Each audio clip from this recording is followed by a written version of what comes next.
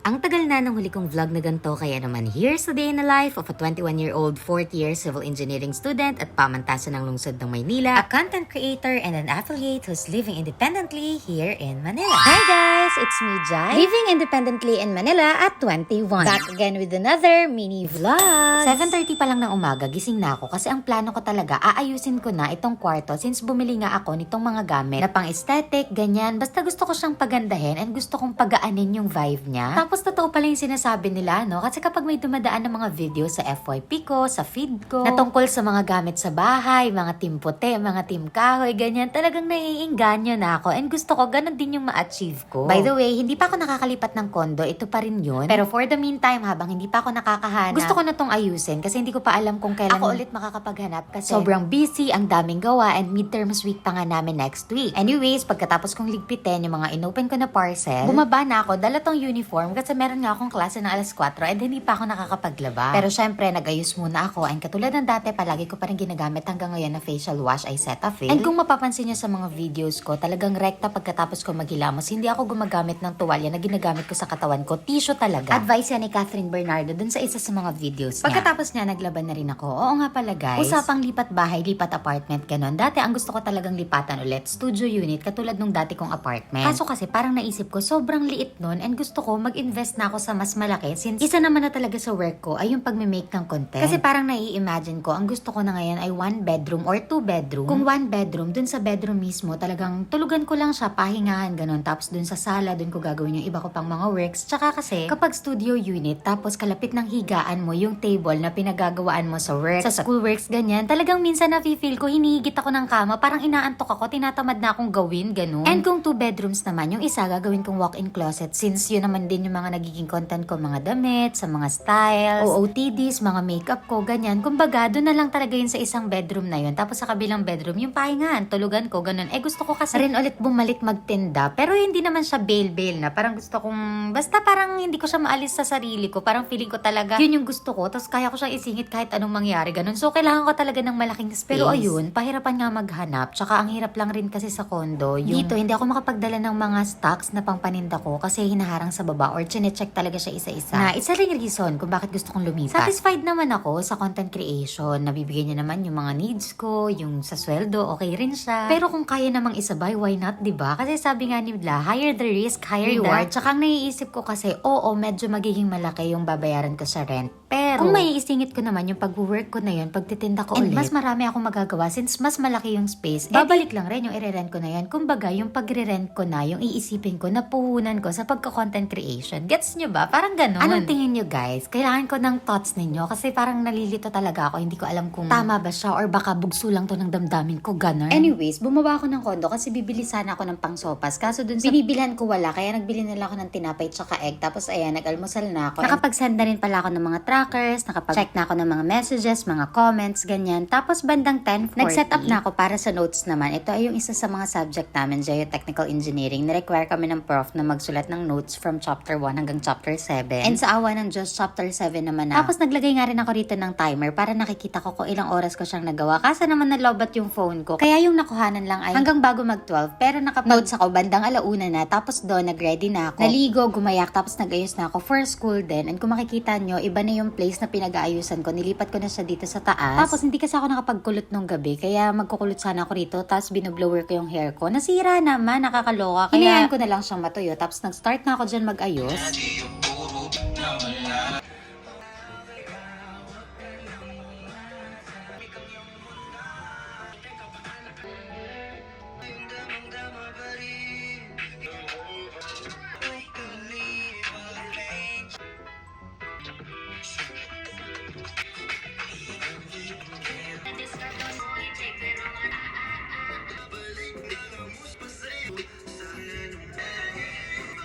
Natapos ako mag-ayos, siguro mga bandang 2:30, tapos inopen ko lang tong parcel na padala sa akin na isang TikTok seller. Bali, perfume yung laman niya, tapos sinut ko na rin, and then after nyan, saka lang ako gumayak, nagbihis. Tapos, dinala ko nga tong lahat ng mga ballpen ko para sabi ko, makakapag-notes pa ako pagdating ko ng PLM kapag meron akong free time. Kaso, dala ko nga yung mga ballpen, nalimutan ko naman pala yung notebook. Bandang 3, okay na ako niya, nag-book na lang ulit ako ng Move It, tapos nakaalis na rin ako ng condo, and nakarating ako sa PLM around 3:30, 30 minutes before CR class. Tapos, dumiretso muna ako nun sa CR kasi medyo nagulo yung hair ko dun sa movie. Sakto paglabas ko, nandyan na rin si Lester naghihintay since magkaklase kami dun sa class na yun. And since medyo mahaba pa nga yung time, tinanong ko siya, hindi pa rin daw siya nagla-lunch. Kaya sabi ko, punta na lang kami sa canteen. So, bumili lang kami ng lunch na. And Chicken chops po, Korean spicy, tsaka teriyaki.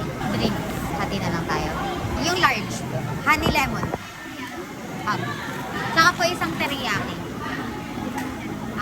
Tsaka siomay po. Wala pong rice. syempre, kung taga dito kayo sa PLM, talagang chicken chops yung palaging ulam, pambansang ulam ng mga taga rito. Yun na lang rin yung binili niya, yung sa akin Korean spicy yung flavor. Yung kanya naman ay teriyaki, tapos nag-order lang rin ako ng siomay lang, walang kasamang rice, and of course yung drinks. Then pagdating namin sa UAC, nagkikwentuhan na lang kami dyan habang kumakain kasi meron nga silang quiz, tapos puyat na naman pala siya kasi kina-clutch niya yung subject na yun. Tapos maya-maya lang umakyat na rin kami sa GV. Parang 5 minutes before 4 yata yan. Tapos naghintay lang kami ng konti rito sa labas kasi meron pang class sa loob. Tapos pagkapasok namin doon, continuation lang yan ng reporting ng mga ka-group ko. Tapos buti na nga lang, wala na kami rito gagawin responsibilities ganun kasi natapos na nga last week, 'di ba? Supposedly hanggang 5:30 lang talaga tong class na to pero nag-extend, so natapos kami bandang 6 PM na. And sobrang dilim na rito sa PLM, ganyan na yung itsura niya. Hindi na kami magkaklase ni Lester niyan, kaya ako, since online lang naman, dumiretso na ako sa UAC, mag-isa lang ako ulit. Tapos si Lester naman, meron silang lab experiment. Bandang 6:29 nakapasok na ako dun sa meeting, tapos nag-set up na rin ako dito. Ang ginagawa ko kasi talaga kapag online class, hindi talaga ako nakaka-focus. Bali, ang ginagawa ko, nire-rewatch ko siya or inaaral ko siya kapag talagang nasa mood yung katawan ko, ganun. Kaya sabi ko, during class, magno-notes na lang ako. And dyan ko lang talaga na-realize na kahit dinala ko lahat ng ballpen ko, nako, yung notebook ko naman yung hindi ko naiwan. Kaya wala rin, hindi ko rin siya na-notes. Kaya ending, nakinig na lang rin ako during class. Tapos dito na lang ako sa iPad nag-notes. Maya-maya, nauhaw ulit ako. So, dumiretso ulit ako sa canteen, bumili ako ng drinks, tapos bumalik ulit ako ng UAC. Hindi na nakawanan ng video, pero during class namin, biglang may nagtaklob ng mata ko and alam ko na kung sino yun kasi si Aliana lang naman palagi yung gumagawa sa akin nun kapag ganitong araw, kapag ganitong oras. Kasi may pasok din siya, tapos nandito nga rin si Chel, so kaming tatlo, nagchichikahan na naman kami, nandito rin si Khalid. Ang dami-dami na naman naming napag-usapan. Tapos pinagchichikahan nga namin na ibang-iba yung mga itsura namin nung first year, lalo na raw ako. Kasi as in, sobrang nene ko pa talaga nun. Sobrang payat, ganon. Halos lahat kami naman nagbago kasi ilang taon na, 'di ba? First year, tapos fourth year na kami ngayon. Tapos ang dami pa namin dyan na pag-usapan na kung ano-ano. Hinihintay ko na lang rin kasi talaga dyan si Lester. Kasi ang alam ko, yung laboratory class nila ay hanggang 9 PM. Pero bandang 7:40, 7:45 pa lang, nakababa na sila. Kasi mabilis daw natapos. So early out. Kaya ang nangyari, before 8, nakaalis na rin kami ng PLM and sabay-sabay na lang rin kaming umuwi. Tapos before 8 din, natapos yung class namin. Kaya ang ginawa ko, sumakay na lang ako sa jeep pa uwi. Tingnan nyo naman, kulay blue. Sobrang sakit niyan sa mata, as in. Tapos nakarating ako ng condo, mga